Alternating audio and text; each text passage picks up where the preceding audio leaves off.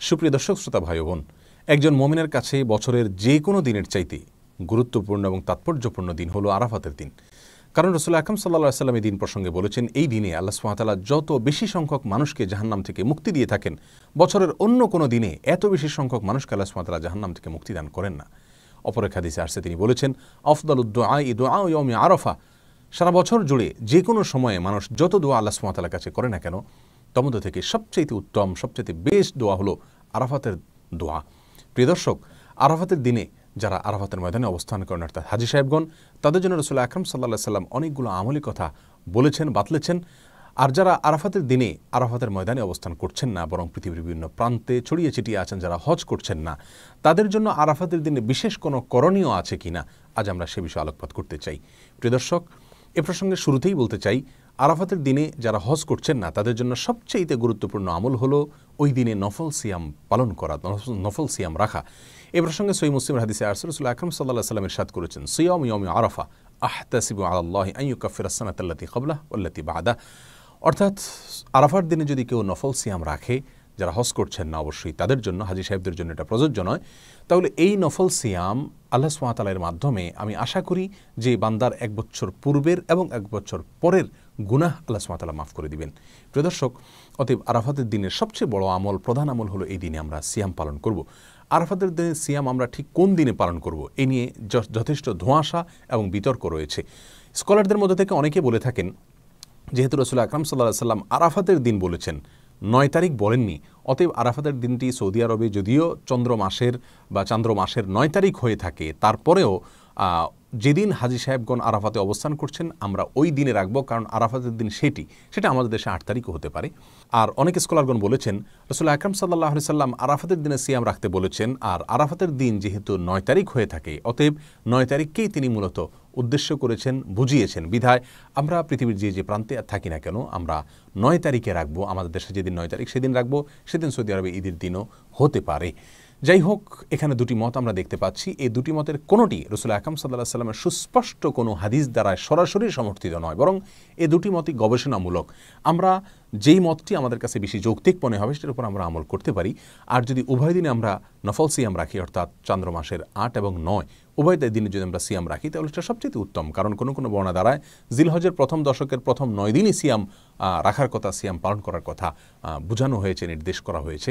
কোনো কোনো বর্ণনা দ্বারা এরকমটি বোঝা যায়। বিধায় আমরা জিলহজের 8 এবং 9 উভয় দিনে সিয়াম পালন করতে পারি। তাহলে আরাফাতের দিন উপলক্ষে সর্বপ্রথম এবং সবচেয়ে বড় কাজ হলো একজন মুমিনের জন্য যারা হজ করছেন না, আরাফাতে অবস্থান করছেন আরাফাতের দিনে, ওই দিনে সিয়াম পালন করবেন। আর দ্বিতীয় আমল হলো লা ইলাহা ইল্লাল্লাহু ওয়াহদাহু লা শারীকা লাহু লাহুল মুলকু ওয়া লাহুল হামদ ওয়া হুয়া আলা কুল্লি শাইইন কাদির। এই বাক্যগুলো বেশি থেকে বেশি বলা, পাঠ করা আরাফাতের দিনে। রাসূল আকরাম সাল্লাল্লাহু আলাইহি ওয়াসাল্লাম বলেছেন, ওয়া আফদালু মা কুলতু ওয়াল আমবিয়াউ মিন ক্বাবলি লা ইলাহা ইল্লাল্লাহু ওয়াহদাহু লা শারীকা লাহু লাহুল মুলকু ওয়া লাহুল হামদ ওয়া হুয়া আলা কুল্লি শাইইন কাদির। অর্থাৎ আমি যত বাক্য আমার মুখ দ্বারা উচ্চারণ করেছি, যত জিকির করেছি আমি, এবং আমার পূর্বে যত নবীগণ যত জিকির করেছেন, তার ভিতরে সবচেয়ে উত্তম জিকির হলো এটি। রাসূল আকরাম সাল্লাল্লাহু আলাইহি ওয়াসাল্লাম এই জিকির আরাফাতের দিনে, এই দোয়াকে, এই বাক্যগুলোকে আরাফাতের দিনে পাঠ করার ফলে বিশেষভাবে নির্দেশ দান করেছেন। এই দোয়াগুলো বা এই বাক্যগুলো যদিও হাজী সাহেবদের জন্য, যারা আরাফাতের ময়দানে অবস্থান করছেন তাদের জন্য বলা হয়েছে, তারপরেও এই বাক্যগুলো যারা হজ করছেন না বা আরাফাতের দিনে আরাফাতের ময়দানে বাইরে আছেন তারাও পাঠ করতে পারেন। এটাই বিশুদ্ধ মত। কারণ রাসূল আকরাম সাল্লাল্লাহু আলাইহি ওয়াসাল্লাম এখানে নির্দিষ্ট করে দেননি যে শুধুমাত্র আরাফাতের দিনে যারা অবস্থান করছেন তারাই পড়বে, বরং আরাফাতের দিনে যে আমলগুলো আছে সেগুলো দিনের সাথে তিনি সম্পৃক্ত করেছেন। হ্যাঁ, যারা সেই দিনে আরাফাতের ময়দানে অবস্থান করে এই বাক্যগুলো বলতে পারবেন বা আরাফাতের ময়দানের যে সমস্ত আমলগুলো আছে সেগুলো করতে পারবেন, সন্দেহাতীতভাবে যারা বাইরে থেকে করছেন তাদের চাইতে তারা অনেক বেশি ফজিলতের অধিকারী হবেন, অনেক বেশি মর্যাদার অধিকারী হবেন, সেটা বলাই বাহুল্য। কিন্তু যেহেতু আরাফাতের দিনের আমলগুলোকে রাসূল আকরাম সাল্লাল্লাহু আলাইহি ওয়াসাল্লাম দিনের সঙ্গে সম্পৃক্ত করেছেন, অতএব ওই দিনে পৃথিবীর যে প্রান্তে মানুষ থাকুক না কেন, সেই দিনে যদি মানুষ বেশি থেকে বেশি সে আমলগুলো করে, তাহলে তারাও ইনশাআল্লাহ বিইজনিল্লাহ ফজিলত পাবে। অতএব আমরা দ্বিতীয় আমল হিসাবে আরাফাতের দিনে বেশি থেকে বেশি এই বাক্যগুলো পাঠ করব, লা ইলাহা ইল্লাল্লাহু ওয়াহদাহু লা শারীকা লাহু লাহুল মুলকু ওয়া লাহুল হামদ ওয়া হুয়া আলা কুল্লি শাইইন কাদির। আরাফাতের দিনের তৃতীয় আমল হলো, যেহেতু আরাফাতের দিনে সিয়াম পালন করা সুন্নাহ, আর সিয়াম পালন করলে যদি কোনো ব্যক্তি সিয়াম পালন করে তাকে ইফতার করানোর ফলে ওই রোজাদার ব্যক্তি রোজা রেখে যে করবেন সওয়াব পান, ইফতার করানো ব্যক্তিকে আল্লাহ সুবহানাহু ওয়া তাআলা সমপরিমাণ সওয়াব দান করেন। অতএব আমরা আরাফাতের দিনে, যেহেতু অনেকেই রোজা রেখে থাকেন, আমরা রমজান মাসে একে অন্যকে ইফতার করাই, কিন্তু আরাফাতের দিনে, এই দিনেও যেহেতু মুসলমানদের মধ্যে একটা বড় অংশের মানুষ সিয়াম পালন করে থাকে, অতএব এই দিনে আমরা একে অন্যকে ইফতার করানোর চেষ্টা করব ইনশাআল্লাহ।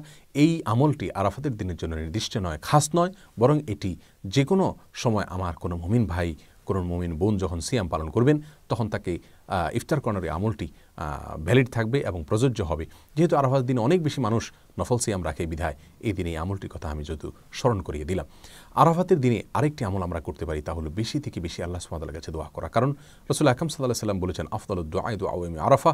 আরাফাতের দিনের দোয়া হলো সারা বছরের যে কোনো দিনের মধ্যে সবচেয়ে উত্তম, সবচেয়ে বেস্ট দোয়া। অতএব এই দিনে আমরা আল্লাহ সুবহানাহু ওয়া তাআলার কাছে বেশি বেশি করে দোয়া করব। আল্লাহ সুবহানাহু ওয়া তাআলা আমাদের সকলকে আরাফাতের দিনে নফল সিয়াম পালন করা এবং লা ইলাহা ইল্লাল্লাহু ওয়াহদাহু লা শারীকা লাহু লাহুল মুলকু ওয়া লাহুল হামদু ওয়া আলা কুল্লি শাইইন কাদির, এই বাক্যগুলো পাঠ করা এবং এই দিনে বেশি থেকে বেশি আল্লাহ সুবহানাহু ওয়া তাআলার কাছে দোয়া করা, আল্লাহ সুবহানাহু ওয়া তাআলার কাছে ক্ষমা চাওয়া। যেহেতু জাহান্নাম থেকে আল্লাহ সুবহানাহু ওয়া তাআলা মুক্তি অনেক মানুষকে দান করে থাকেন, যদিও এটা বেশিরভাগ ক্ষেত্রে এটা হাজী সাহেবদের জন্য, যারা আরাফাতের মধ্যে অবস্থান করছেন তাদের জন্য প্রযোজ্য। তারপর আমরা যারা বাইরে আছি তারাও আল্লাহ সুবহানাহু ওয়া তাআলার কাছে মুক্তি চাইতে পারি।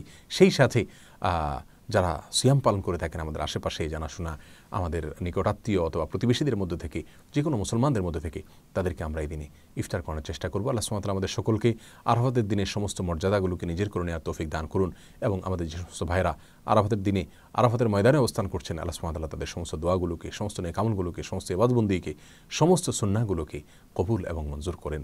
জাযাকুমুল্লাহু খায়রা। আসসালামু আলাইকুম ওয়া রাহমাতুল্লাহি ওয়া বারাকাতুহু।